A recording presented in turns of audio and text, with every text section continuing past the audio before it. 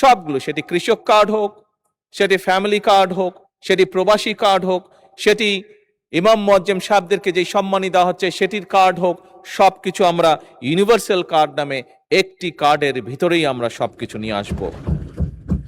বর্তমান সরকার চায় বাংলাদেশকে একটি কল্যাণ রাষ্ট্রে পরিণত করার জন্য, যেখানে সমাজের প্রতিটি শ্রেণী, প্রতিটি মানুষ, পেশার মানুষ রাষ্ট্রীয় সেবা কমপক্ষে পাবেন।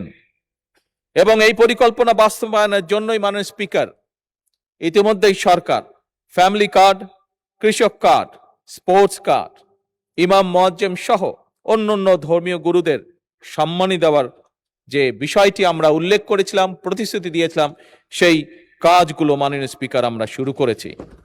মাননীয় স্পিকার, এই সংসদে দাঁড়িয়ে আমি আগেও বলেছিলাম বাজেট অধিবেশন উপস্থাপনের সময়, আজ আবার উল্লেখ করতে চাই মাননীয় স্পিকার, আমি ধন্যবাদ জানাতে চাই আমার বিরোধী দলীয় বন্ধুদেরকেও।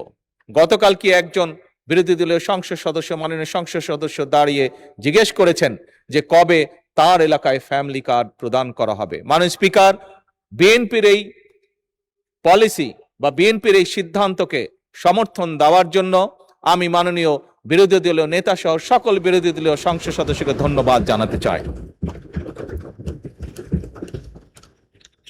মাননীয় স্পিকার, আপনি নিজেও একজন কৃষকের সন্তান। এই দেশের অধিকাংশ মানুষ, অধিকাংশ পরিবার কোনো না কোনো ভাবে প্রত্যক্ষ বা পরোক্ষভাবে কৃষির সাথে জড়িত।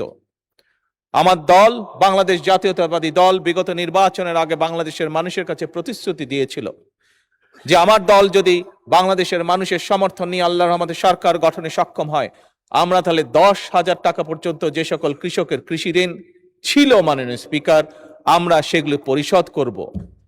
মাননীয় স্পিকার, সেগুলো সরকার থেকে পরিশোধ করব, অর্থাৎ সেগুলো সুদ সহ ঋণ আমরা মওকুফ করে দেব। মাননীয় স্পিকার, আমরা সরকার গঠন করার সাথে সাথে প্রথম ক্যাবিনেট মিটিং এ আমরা সেই সিদ্ধান্ত নিয়েছি, যার ফলে সমগ্র বাংলাদেশে 13 লক্ষ কৃষক যাদের ঋণ 10,000 টাকা ছিল, সুদ সহ সেই ঋণকে মওকুফ করে দেওয়া হয়েছে মাননীয় স্পিকার। কারণ আগেই আমি বলেছি মাননীয় স্পিকার, আমাদের লক্ষ্য হচ্ছে একটি রাষ্ট্র গঠন, একটি দেশ গঠন, যেখানে আমাদের মূল লক্ষ্যই হবে জনগণ।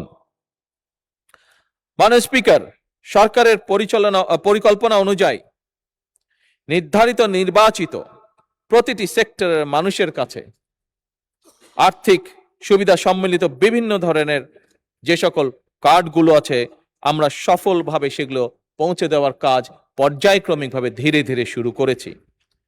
কিন্তু মাননীয় স্পিকার, এই সবগুলোকে এক সময় আমরা একটি কার্ডের মধ্যে নিয়ে আসতে চাই এবং সেজন্যই মাননীয় স্পিকার আমরা সিদ্ধান্ত গ্রহণ করেছি পর্যায়ক্রমিকভাবে আমরা সবগুলো, সেটি কৃষক কার্ড হোক, সেটি ফ্যামিলি কার্ড হোক, সেটি প্রবাসী কার্ড হোক, সেটি ইমাম মুয়াজ্জেম সাহেবদেরকে যে সম্মানী দেওয়া হচ্ছে সেটির কার্ড হোক, সবকিছু আমরা ইউনিভার্সাল কার্ড নামে একটি কার্ডের ভিতরেই আমরা সবকিছু নিয়ে আসব।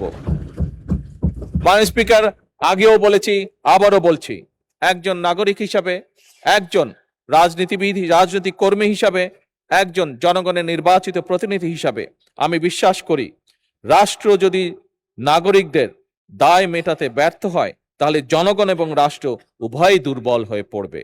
মাননীয় স্পিকার, আমি মনে করি এই সকল সুবিধা নাগরিকদের প্রতি রাষ্ট্রের করুণা নয়, বরং এই সকল যেগুলো আমরা দিতে চাইছি, যেগুলো আমরা কাজগুলো করতে চাইছি, এগুলো হচ্ছে রাষ্ট্রের দায় জনগণের প্রতি। মাননীয় স্পিকার, ভবিষ্যতে যদি আমরা স্বৈরাচারকে রুখতে চাই, স্বৈরাচার তাবেদারকে রুখতে চাই, তাহলে অবশ্যই রাষ্ট্র এবং জনগণকে রাজনৈতিক এবং অর্থনৈতিকভাবে শক্তিশালী করতে হবে। মাননীয় স্পিকার,